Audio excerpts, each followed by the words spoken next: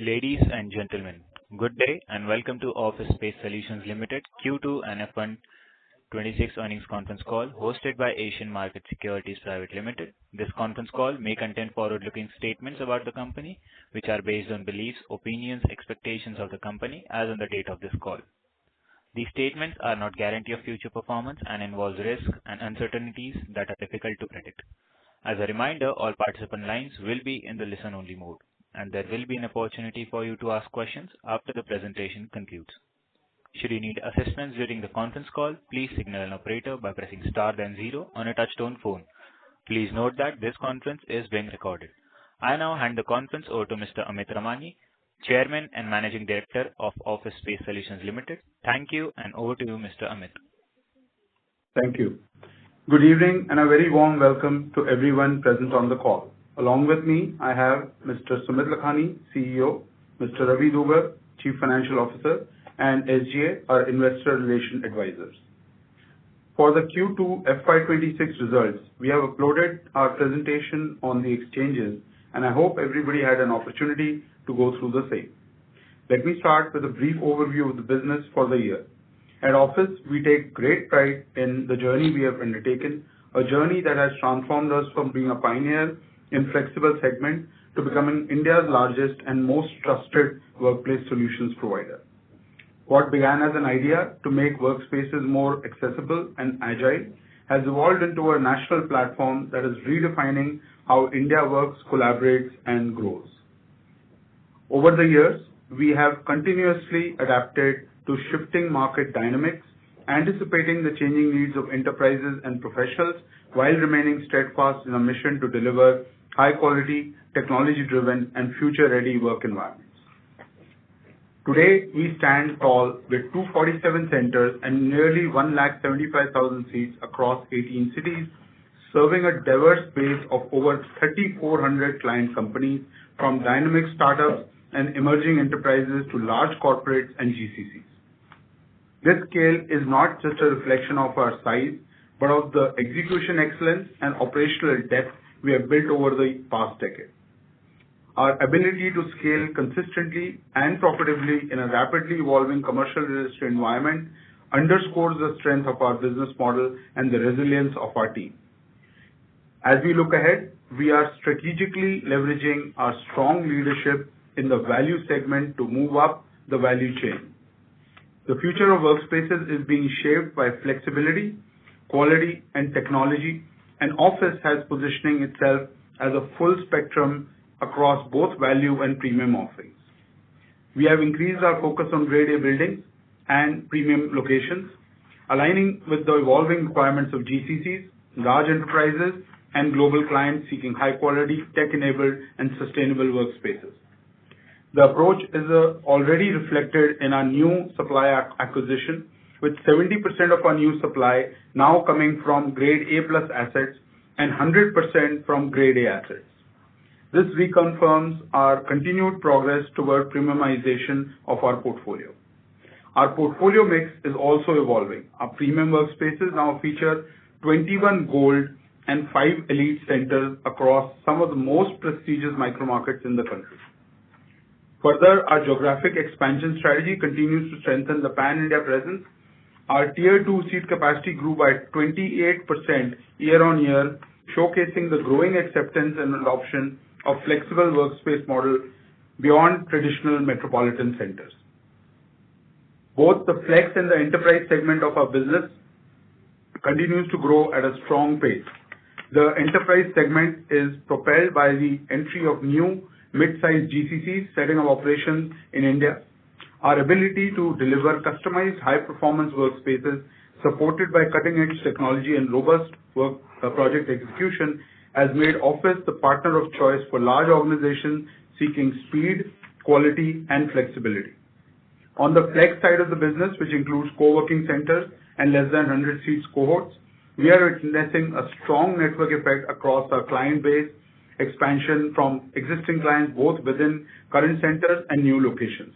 This continues to drive steady growth, complemented by healthy new client acquisitions.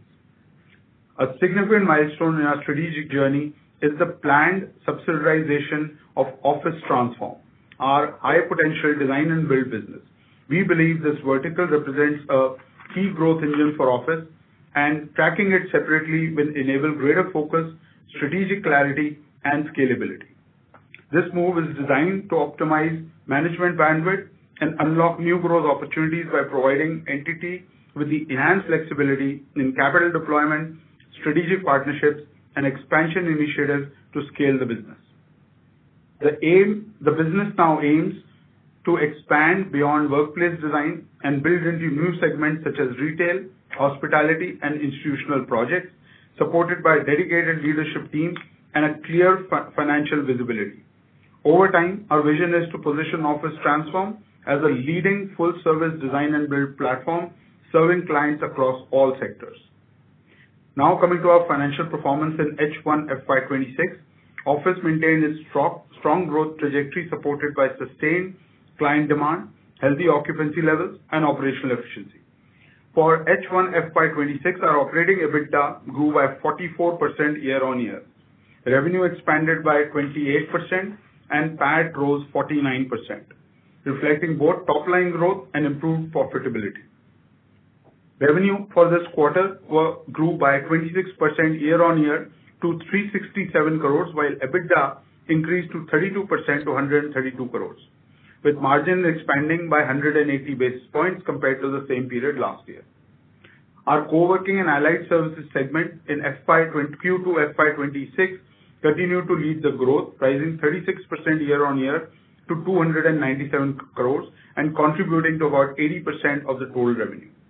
This momentum was driven by our ability to maintain high occupancy across all expanded seat base, coupled with strong traction from GCCs and enterprise clients. Our construction and fit-out projects grew by 19% quarter-on-quarter to 69 crores.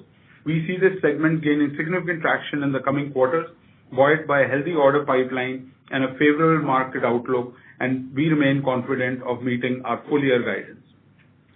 The Indian office market continued its strong momentum in Q3. Despite global macroeconomic uncertainties, including changes in US tariff and visa policies, as of year-to-date FY25, cumulative gross leasing volume stood at approximately 64 million square feet, putting the market on track to match or surpass last year's record high. GCC transactions remain a key growth driver, contributing 32% of the quarterly gross leasing and about 30% year-to-date, underscoring their expanding footprint in India. India has firmly established itself as one of the world's most mature and dynamic flexible office ecosystems. At a time when global occupiers are recalibrating portfolios for greater agility, India's flex sector is not merely keeping pace, it's setting global benchmarks for scale, maturity, and innovation.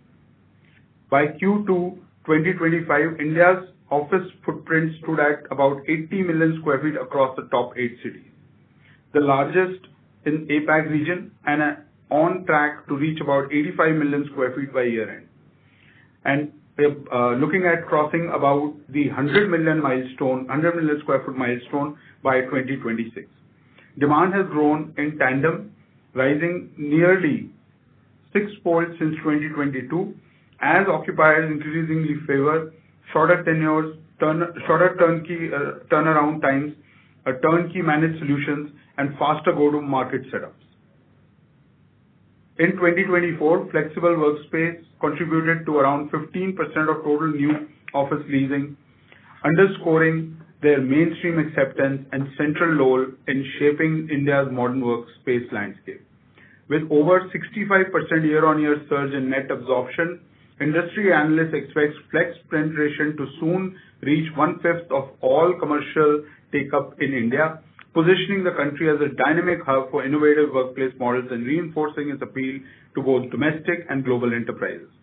Flexibility and agility are driving India's flex space story, and this trend is set to accelerate as firms actively seek business-ready offices to rapidly scale or adjust headcount as needed while facilitating a premium experience for their clients.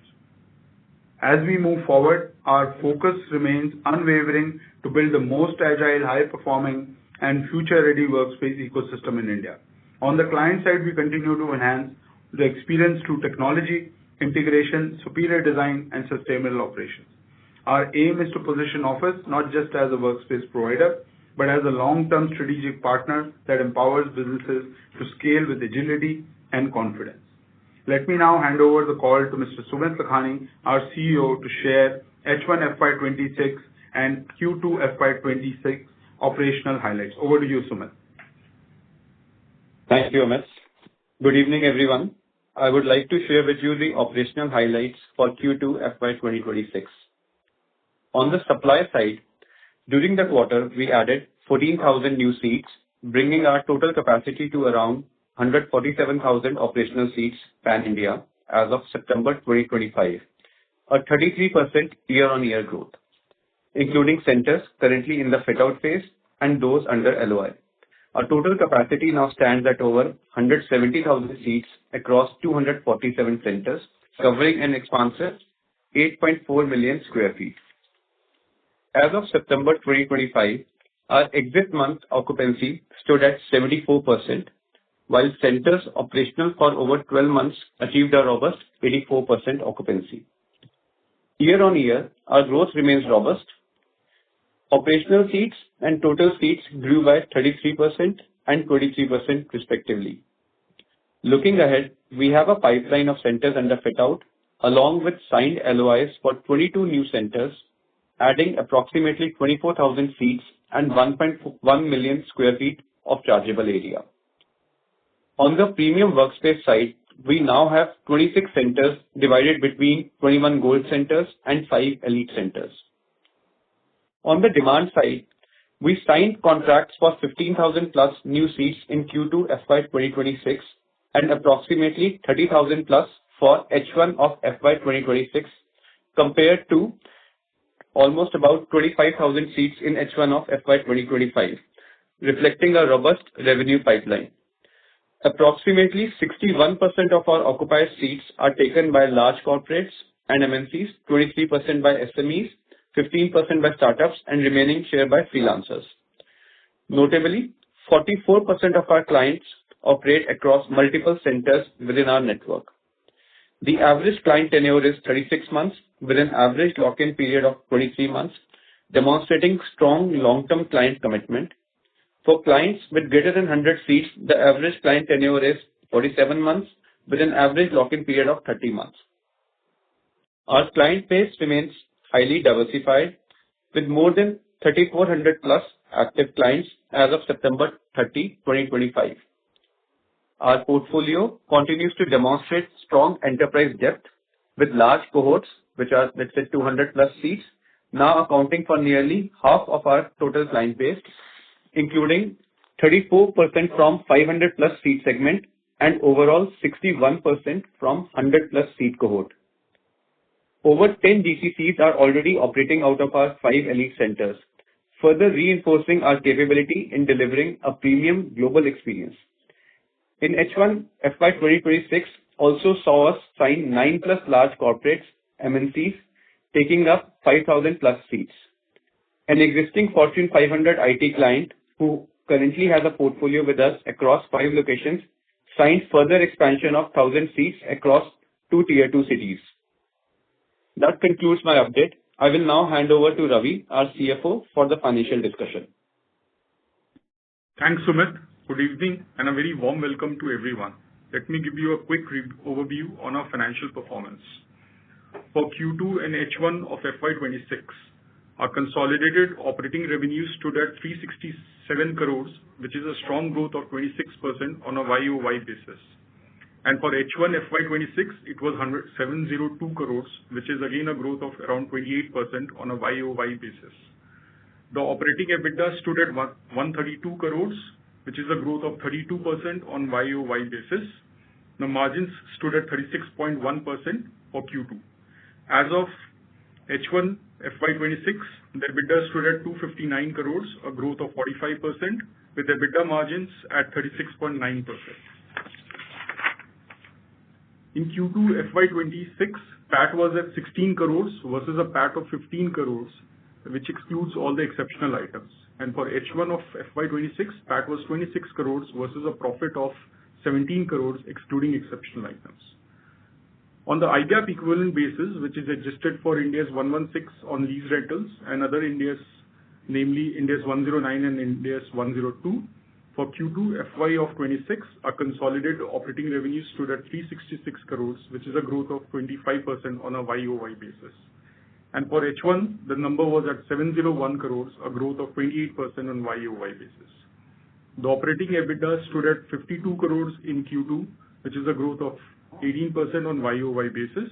For H1 FY26, the EBITDA stood at 100 crores, which is a growth of 38% on YOY basis. For Q2 FY26, IGAAP equivalent depreciation was at 29 crores and finance cost at 5 crores.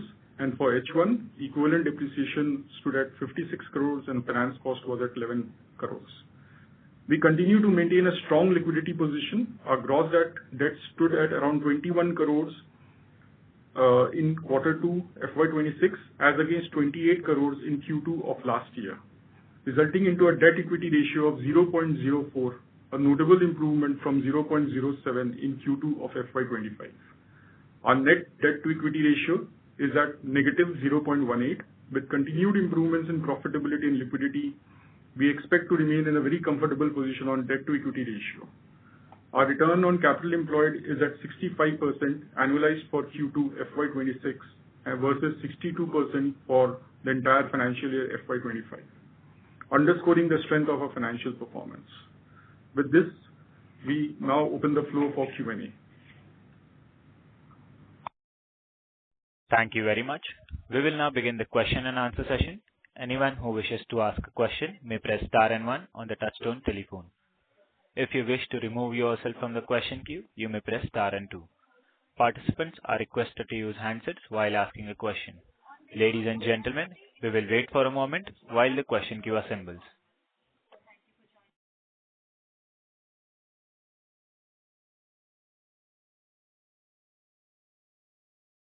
The first question is on the line of Adhidev Chattopadhyay from ICICI Securities. Please go ahead.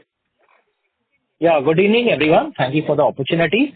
Sir, I have actually one question which may have two or three parts to it. What I notice is now that our MA share has now come down to around 61% of the overall total supply. Obviously, I understand we are trying to premiumize our product and hence the quality of real estate and Grade A developments would require us to go the straight lease way. So could you just help us understand over more of medium term, what does it mean for our realization and also our EBITDA margins, right? As we move away to more straight lease, and consequently, even on our capex requirement, how does it change our capex requirements versus what we have been doing historically? So that is what I wanted to understand first. Yeah, thank you. Sure. So, Adhidev, primarily with respect to managed aggregation, there is no change in terms of strategy. The current pipeline of new centers which you see with respect to managed aggregation is almost about 65%. It's just that in the current last 2 odd quarters, we had seen a bit more straight leases and couple of elite centers which came on board. So from our perspective, the overall strategy with respect to managed aggregation continues to stay the same. Okay. But to understand for more premium grade properties, right, Grade A, are you able to still source managed MA deals as easily, or are you compelled to go to straight lease? I think that was more what I was trying to get at. So fundamentally, if you look at the way the supply strategy is happening with respect to elite properties, as we have also explained over the last couple of quarters, the supply acquisition is primarily around on straight lease properties. Whereas over the last 1 odd year, we have taken a specific focus with respect to increasing the building quality for the managed aggregation properties also which we source. With respect to the managed aggregation properties which we are sourcing, we are able to source more successfully the better Grade A buildings. As mentioned during our commentary, now in terms of the new additions over the last 1 year, 70% of properties which we have sourced is under Grade A plus supply and 100% across Grade A. Most of the properties One of the strategy which is working well for us is forward leasing of new buildings under managed aggregation. So from that perspective, we feel very confident in terms of acquiring supply under MA model. Okay. Sure. That is clear. And just on the last part on the margins now, now we are, I think, settled at this 14 to 15% sort of margin range. So when do you see maybe some uptick from here at a portfolio level? Probably in the last one or two quarter results also, I would have given a guidance that for the current year, financial year, we expect margins to stay stable between 14 to 15%. Next financial year, we expect a kind of a positive upside on the margins as the blended occupancy increases a bit. Okay. So just trying to understand again, because with our premiumization strategy and that, like how it helps our margins overall from a 2 to 3 year point of view. Just wanted to directionally get some idea. Yeah. So directionally, premiumization is going to help us with respect to improving the margins. But the impact of it would require at least 4 to 6 odd quarters and a bit more, a larger portfolio of premium centers. As you would have noticed that from this quarter, we have also started reporting the number of portfolio of our premium centers, which is almost about 26 centers. So as this 26 odd centers starts increasing and as a percentage of the total portfolio it increases, it will start having a positive impact on the margins. Okay, sure. Okay, all that is very helpful. Yeah, thank you and all the best. Thank you. Thank you. The next question is on the line of Girish Chaudhary from Avendus Spark. Please go ahead. Yeah, hi, good evening. Thanks for the opportunity. Firstly, on the subsidiary, on carving out the design and build to a wholly owned subsidiary, if you can help us understand how you're thinking about capital allocation, leadership bandwidth, and also the corporate overhead sharing between the core and the subsidiary business. And as a follow-up, if you can also help us understand, so I read that you're expanding into newer sectors like retail and hospitality. So what gives you the right to win there in terms of capabilities or relationships or any execution expertise over there? Sure, thanks, Girish. So obviously the move is intended to provide greater flexibility in terms of capital deployment, strategic partnerships and expansion into new initiatives. And again, I think in terms of when you look at the co-working business and our, the transform business, one of the feedbacks that we have always gotten is that, can we split these costs properly? So I think what it'll do for us is that two businesses on its own will, on a standalone basis, you can track. In terms of, the corporate costs that you mentioned, obviously anything that even today, whatever is allocated to, the co-working managed office business or the transform business, I think can be seen clearly in our financials as how it's demarcated. So those costs obviously will get realigned. In terms of your question on, retail and hospitality, obviously in commercial interior space, we have the market leadership. We do a fair bit of work across different client types in that space. On retail and hospitality, some of that expertise will have to be built either organically or inorganically going forward. And, we will continue to look at opportunities of expansion both in these sectors and kind of take it from there. Got it. And also on this business, what I'm seeing is that the revenue momentum is lacking this year, right? First half. So how should we see this business heading into, let's say, 26 and 27, 28, maybe more, let's say, near to medium term and even long term? How should we look at what's the order book visibility? Yeah. So, Girish, there's a very strong demand in this segment. Obviously, better way of looking at this segment is over a long period on a yearly basis, right? Because every quarter you could have some changes. But for example, Q1 to Q2 of 26, we have grown by almost 20%, right? So there is a time gap between the booking of the project, the revenue delivery, but clearly we are seeing, a good growth momentum as we go forward. We strongly believe that the design and build, commercial interior design and build is extremely large opportunity. As the conventional leasing continues to grow in this country, as we have seen over the last few years, we will continue to see momentum in the design, build, fit out, space. So obviously, we are very, very bullish. I think this, a little bit of a blip is more of a quarterly thing, but I think on a yearly basis, we are, very, very bullish on the overall expansion opportunity and as well as, how we see the space growing. So the guidance for the year remains the same. Got it. Secondly, in terms of your guidance, like your earlier guidance, you had indicated that you would want to consolidate in first half, drive occupancies and maybe start your expansion or resume your expansion in second half, right? So where are we in that journey currently? And I also see that occupancies have increased by around 2% in the last 6 months. So do you see any further room for pickup, the trajectory there and also the expansion momentum? Yeah. So Girish, with respect to blended occupancy, yeah, you are right. We have seen improvement around on that, and we are now, strong path with respect to increasing the blended occupancy. As you would see, in H1, we have already sold almost about 30,000 plus seats, and a lot of those seats will get occupied in Q3 and Q4 as well, which is going to impact us, have a positive impact on us. In H2, we see we are already started gearing up for a larger kind of supply acquisition. So that has already happened. We're also doing a lot of projects under fit outs. So Q3, Q4, the supply acquisition is going strong, and so that for FY27 and H1 of FY28, we are able to deliver a strong growth.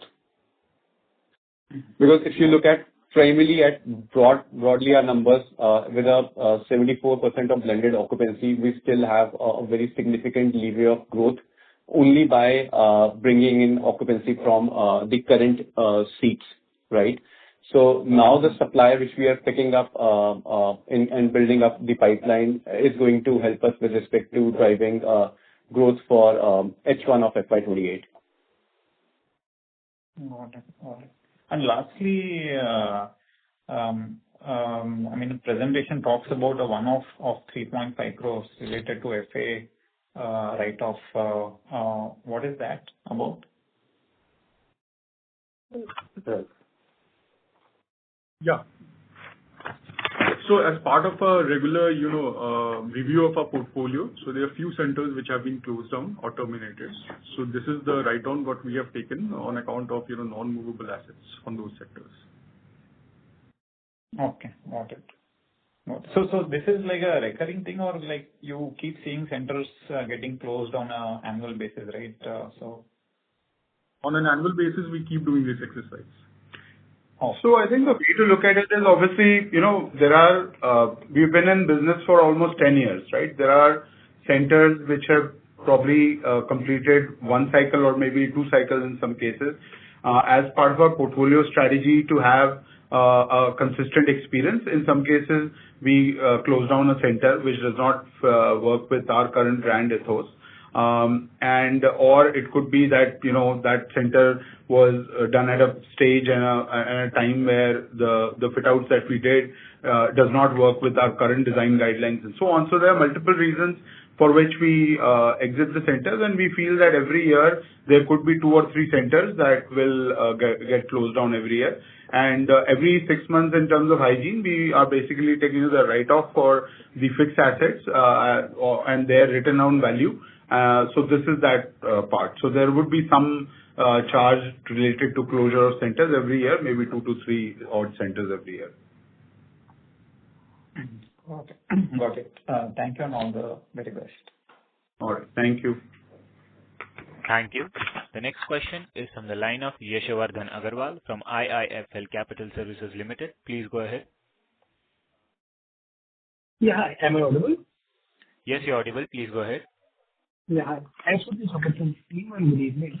Couple of questions from my side, so I will just give them initially and then you can probably answer. So my question is on the margins in the seats addition. Sorry to interrupt, Yashovardhan. Sorry to interrupt. Your voice is coming muffled. Is it better now? Yes, please go ahead. Yes. Okay. So my question is on the seat addition. So how should we look at it in terms of timeline? Because as per our earlier guidance, we should be adding, the total seats should be around 175,000, which means that around 28,000 should be added in the upcoming 2 quarters. So will it be sequentially or is it going to be the last quarter heavy? I would say it's going to be a bit more last quarter heavy in terms of supply acquisition. If you look at the trend for the last financial year as well, in H2 of FY25, we added closer to about 2,500 odd seats. And over here, as I've answered in one of the earlier questions, H2 of FY26 is where we have also pushing more on the supply acquisition, and H1 was more of a consolidation phase around for us. Okay. So my second question would be on the margin. So excluding 3.5 crores written off that we have taken, our margins were around 15%, right? And so there are currently 3 things at play. First, margin from the mature center. Second would be the drag on from the new centers, which are not mature. And third is the contribution from DNB segment. So could you please give us a breakup so that we could get to know that how are mature centers performing and what is the drag on from the new centers? So, with respect to the overall margins breakup between mature and the growing centers or centers with a less than 12 months of vintage, we are currently not sharing that data point. Probably we can look at sharing that data point on an annual basis. But currently the blended occupancies as well as the occupancy for 12 months plus center is what we are giving right now. Okay. And so what is the break-even occupancy for this?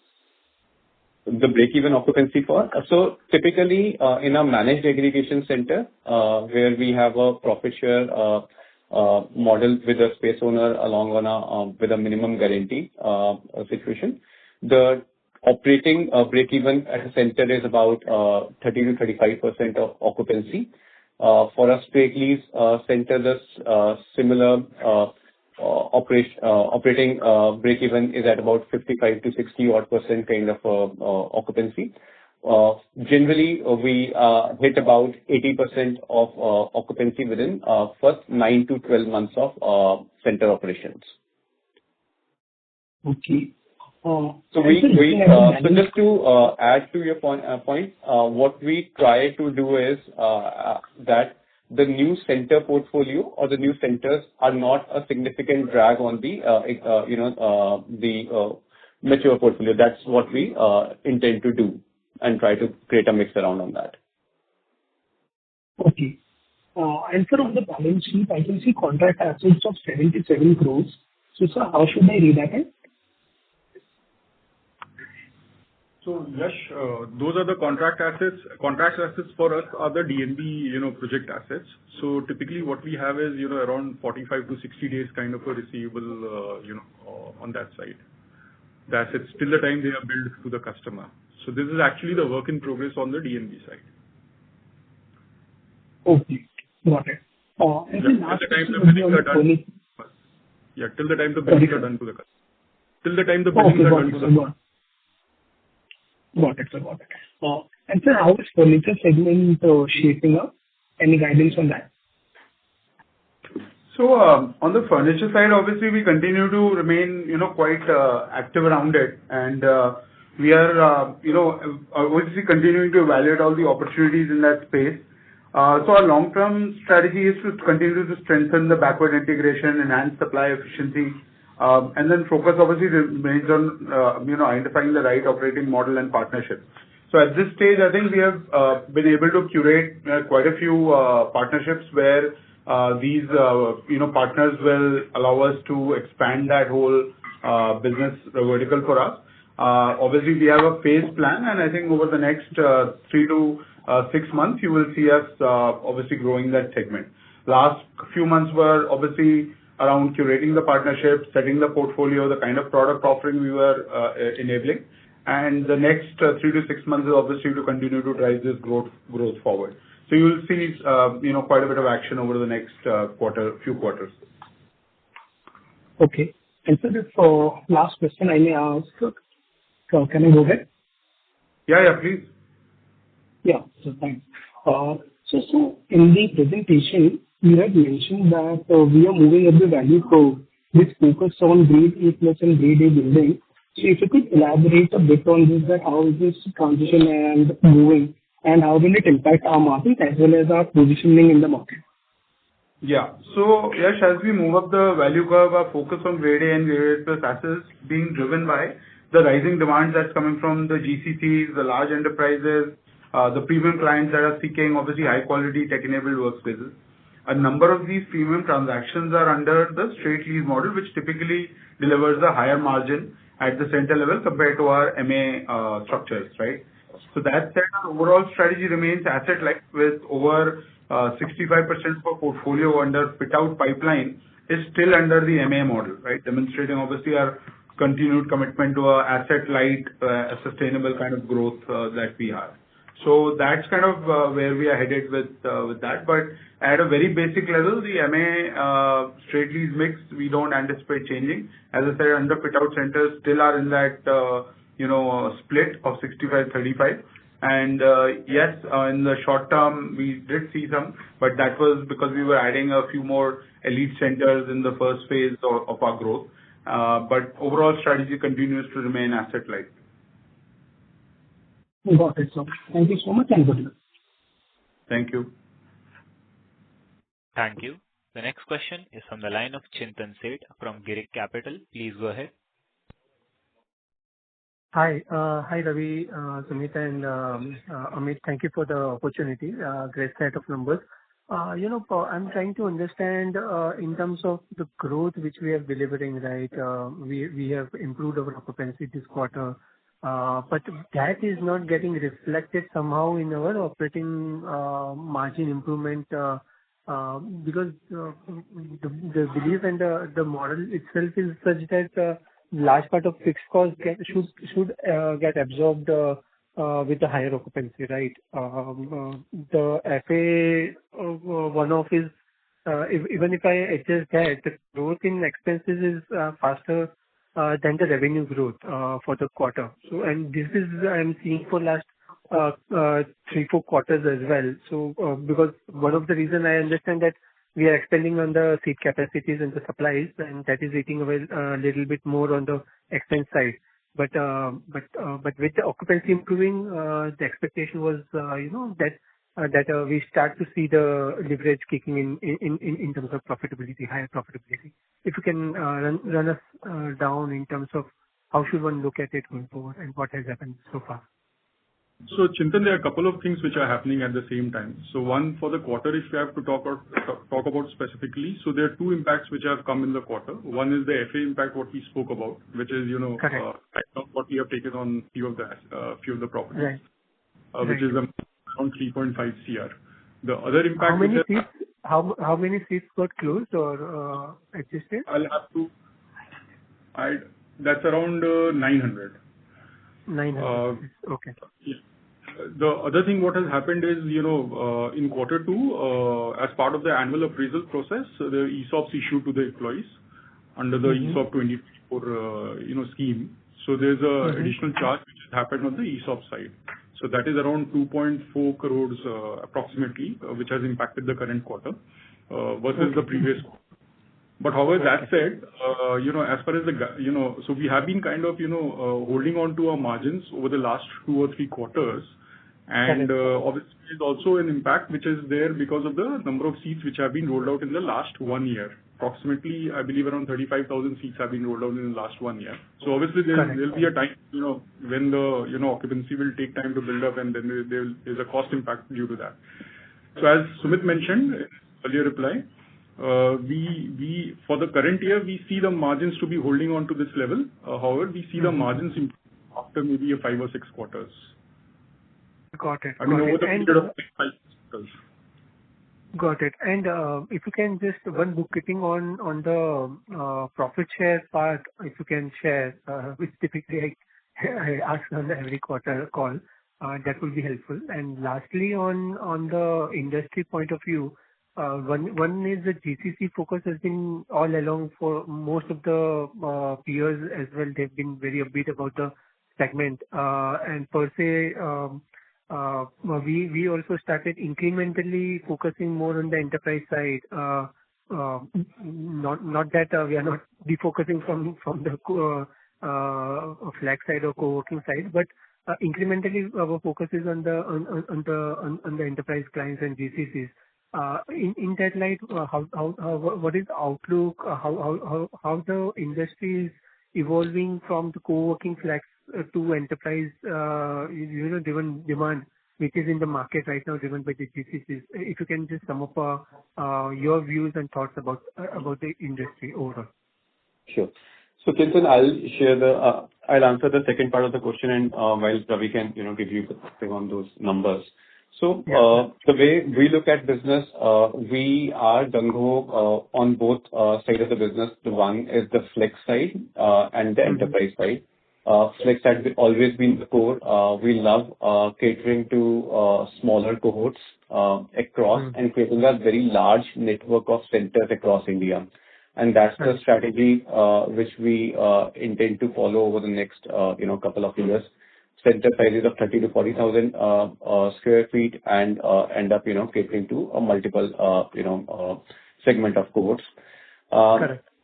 So I see this side of the business and demand significantly growing, and there is no dearth. Rather, with what we see is a large part of the competition, because they're only focused on only larger cohorts.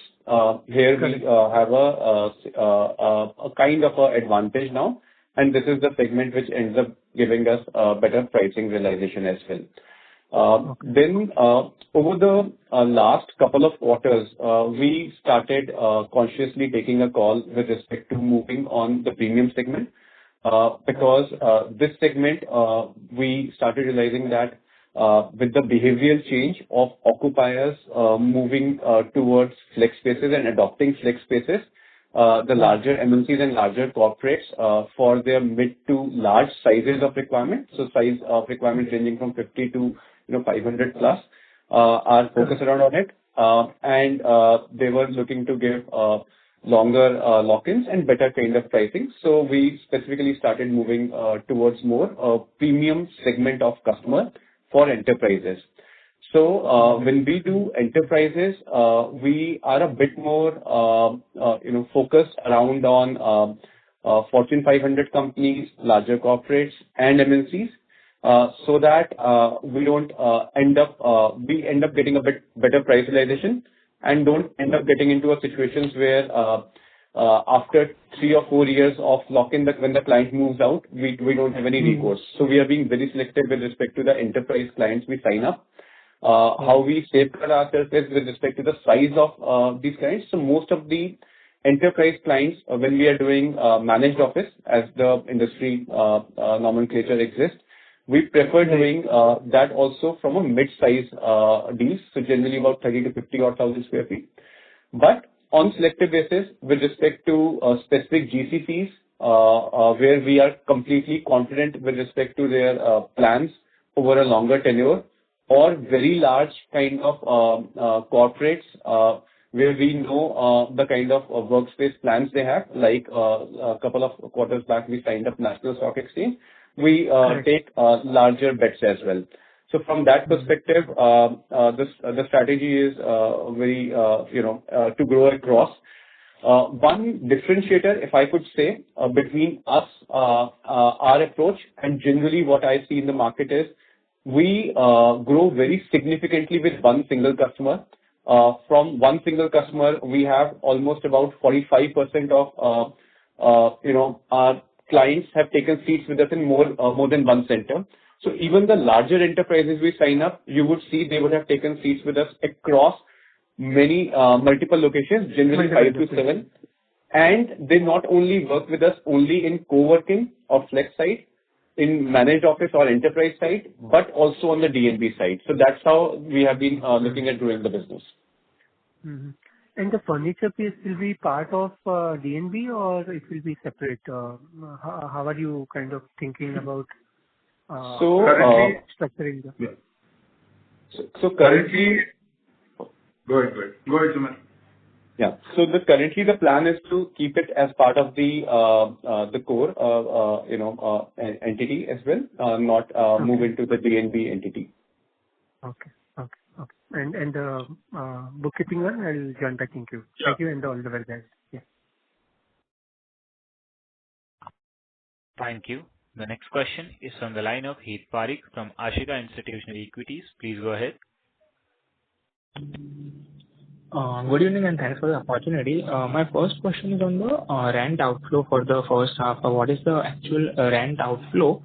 And secondly, is on the CapEx number. Now, with Elite Center more focused, what is our current per square feet CapEx, and how is the number going for the full year?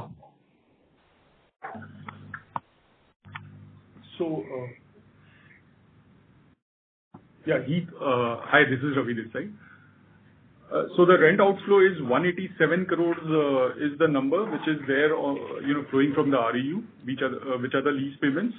And the other number, which even Chintan was asking, is around 56 crores, which is on the variable side, which includes the MA payouts, the profit share on the MA deals, and also the which are under 1 year, which, typically are routed through the, which are short-term leases, so to say. Yeah. Okay. And on the What was your other question? CapEx on the Elite Center, what is the difference, delta there, on the Elite Center and our gold centers? So essentially, the average capex on super built-up area is about 17 to 1750 on a super built-up area. The premium center, a gold center, would cost about 15-20% higher. So that would be another 200 to 250 rupees more. And then the elite would be another 20% from gold, so that would be another 250. So a difference is about 250 between flagship, which is 1750, about 2000, and 2250 on the elite center. Okay, perfect. Thanks. All the very best. Okay, thank you. Thank you. The next question is from the line of Devang Patel from Samiksha Capital. Please go ahead. So on the DNB segment, our revenues are flat in the first half. What is the reason for that slowdown? Earlier you said 50% is our own and 50% is third-party work. Is that mix still true today, and is the slowdown in any one of these segments? So, there's a very strong demand in this segment as we see it. As I said earlier also, that the way to look at it is on a year-on-year basis. Some of the projects have their own timelines to start. Obviously, there's a time gap between the booking of project and the revenue delivery. We've seen 20% growth quarter-on-quarter this year. And we believe that on a yearly basis, this growth will continue to the guidance that we have given till now. So I don't see this as any, I think the way to look at it is the revenue here is on a year-on-year basis. But it's an interesting point what you put across over there.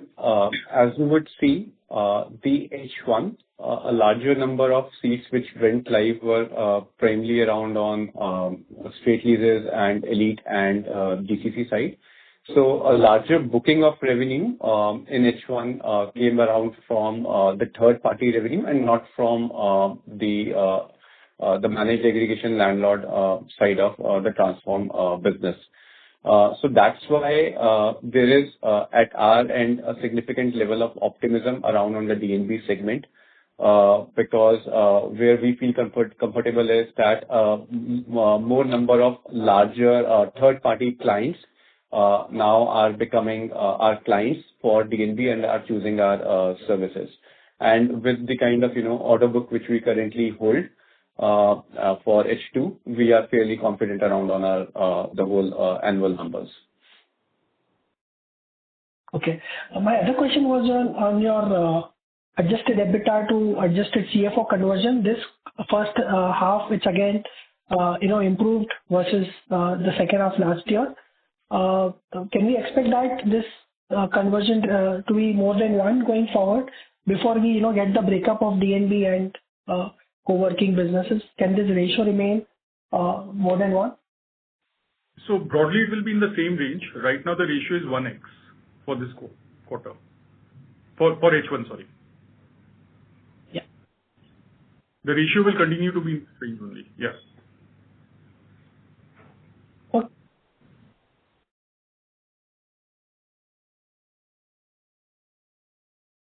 Thank you. The next question is from the line of Sabyasachi Mukherjee from Bajaj Finserv AMC. Please go ahead. Yeah, hi. Thanks for the opportunity. First question is on the CapEx number. FY2026 first half we saw. Sorry to interrupt, Sabyasachi. Sorry to interrupt. Hello. Yeah. Excuse me. Actually, a lot of background voice is coming from your end. Hello, am I audible now? You're audible, but a lot of it is fine now. It is fine now. So I'm asking that what is the CapEx number for FY26 given we have already spent 110 crores in H1? What is the FY26 estimated CapEx?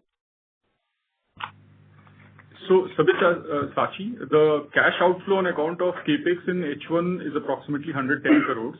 In the coming remainder of the year, as we see, the company will continue to evaluate the CapEx spends depending on our growth aspirations.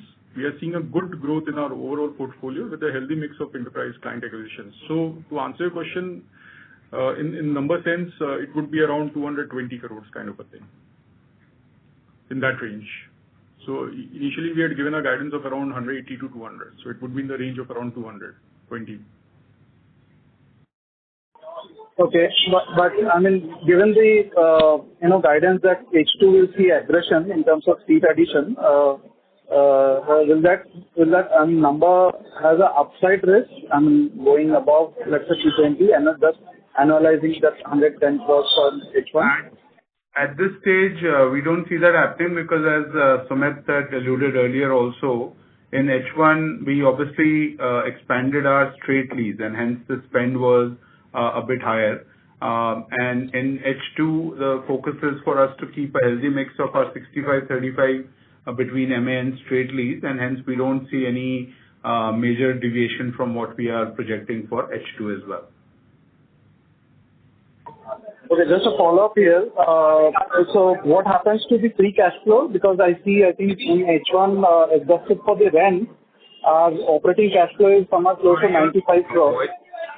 Sorry, your voice is not coming through. There is a lot of background noise, so it's unable to hear the question. Can you get to a quieter place and ask the question? It's very hard to hear. Okay, I'll take it offline, sir. Yeah. Sure. Thank you. The next question is from the line of Ayush Sabu from Choice Institutional Equities. Please go ahead. Yes, congrats on a great set of numbers. Can you just throw light on what is the possibility of us increasing our seat addition targets? So, FY27, FY28 from what we guided. Like, what is the upside in seat addition that we see? So at this stage, I think, we are not obviously able to give a guidance for 27 and 28 in terms of seat addition. In terms of FY26, the guidance continues to remain what we have given. And obviously, we are still evaluating our FY27 and 28 plans. And maybe by end of the year, we'll be able to share that further.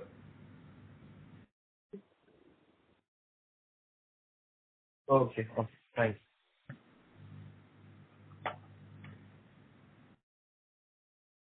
Thank you. The next question is from the line of Swini C. Shah from Share India Securities. Please go ahead. Yeah, am I audible? Yes, you are. Yes. Please go ahead. Yeah. Congratulations on good set of numbers and thank you for the opportunity. I just want to understand on a larger level, for a flex market space, can you let me know on how the total supply versus the total demand is going to flow for the next, I would say, FY27, 28 estimate if you have? Sure. So obviously the Indian market continues to perform, strongly, with 64 million square feet of gross leasing for year to date, right? With this leasing activity likely to match or even exceed last year's record level, we feel that GCCs will remain a key growth driver, accounting for nearly a third of the overall demand. On the flexible workplace side, India is now the largest market in APAC, with almost nearly 80 million square feet of stock expected to cross 100 million by end of 2026. The demand for agile tech-enabled managed solutions has risen sharply. If you look at the numbers, just our numbers, we are essentially doing about, in the H1, we have done about 30-odd thousand seats just as a single operator itself. And today, the flex industry is about 15-16% of the total overall leasing that we are seeing in the market. So overall, the outlook remains very, very positive. Flexibility, speed to market, all of these, great quality design solutions are obviously driving sustained demand. And India increasingly emerging as the global benchmark for modern workspace needs in the flex space.